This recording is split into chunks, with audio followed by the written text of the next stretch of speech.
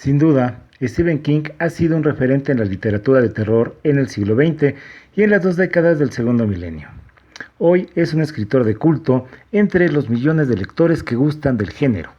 Sus novelas reflejan el temor a lo desconocido, a seres sobrenaturales que andan rondando la dimensión de los vivos para causar pánico, con lo que el escritor se adentra en el terror psicológico y en los miedos de la psique humana, de los terrores y pavores que habitan en lo más macabro y recóndito de nuestra existencia, que son los recovecos de nuestra propia mente.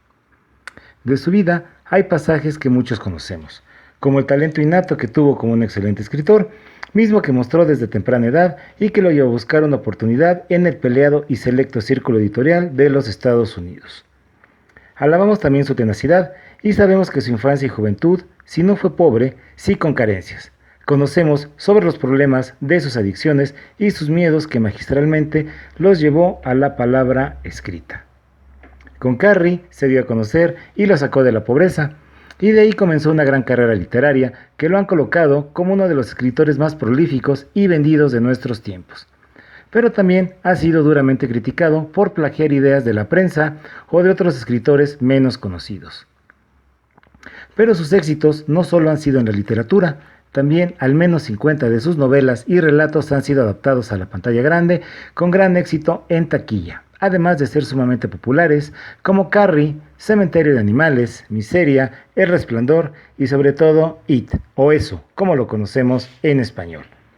Es precisamente It una de las novelas que más polémicas ha causado, pues se le acusa al autor de haberse inspirado en casos reales de la nota roja, donde se ven implicados seres aberrantes, personas de carne y hueso que se han disfrazado como payasos para delinquir, para causar mal al prójimo y para aterrar a la sociedad.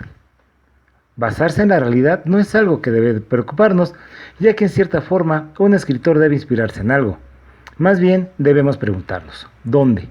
¿Pero dónde comienza la realidad y dónde? ¿Pero dónde termina la fantasía? It es la historia de un payaso sobrenatural que regresa para atormentar a un grupo de amigos que tienen un pavor extremo a este ser de ultratumba. Pero, ¿es nueva la historia de un payaso asesino? ¿King en verdad se basó en hechos reales, en crímenes espeluznantes que sacudieron a la sociedad estadounidense? En cierta forma, así fue. Los casos de payasos asesinos, aunque parezcan una broma macabra, han sido más frecuentes de lo que parece. El 26 de mayo de 1990, en el exclusivo suburbio de West Palm Beach, en Florida, una adinerada mujer desayunaba con su hijo y con algunos amigos, cuando a las afueras de su lujosa casa se estacionó un auto blanco, del cual descendió un payaso y se dirigió al domicilio. Llevaba 2 globos y un arreglo floral. Tocó la puerta y la mujer de nombre Marlene Warren salió a abrir y al verlo no sintió miedo, más bien curiosidad. Ella creyó que alguien le había mandado un presente y cuando estuvo cerca, el payaso sacó un arma y le disparó en la cara.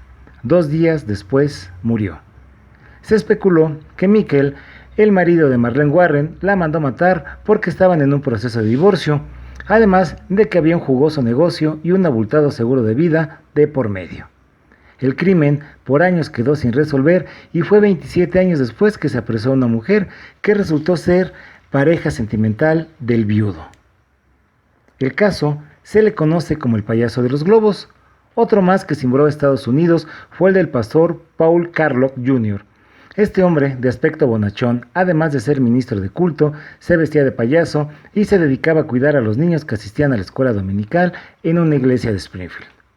El nombre del payaso era Klutzo y fue la delicia de los niños y sus papás que asistían al servicio religioso.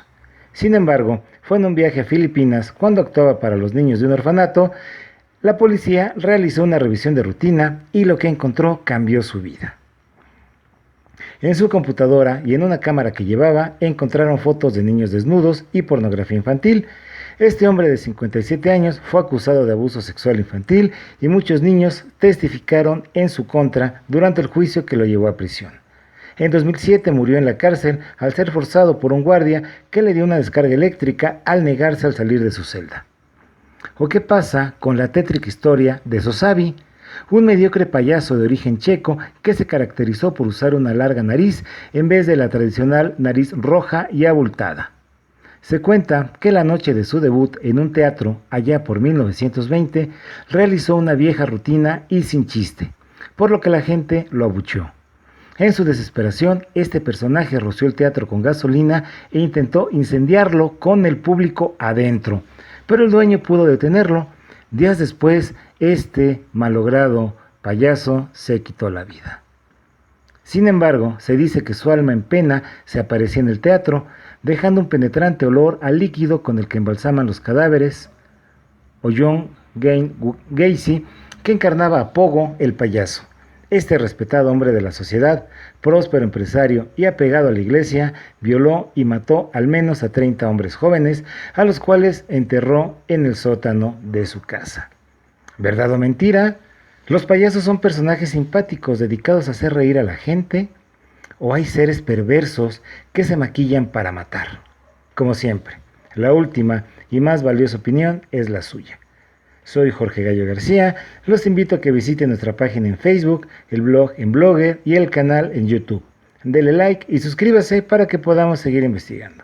Gracias y hasta la próxima.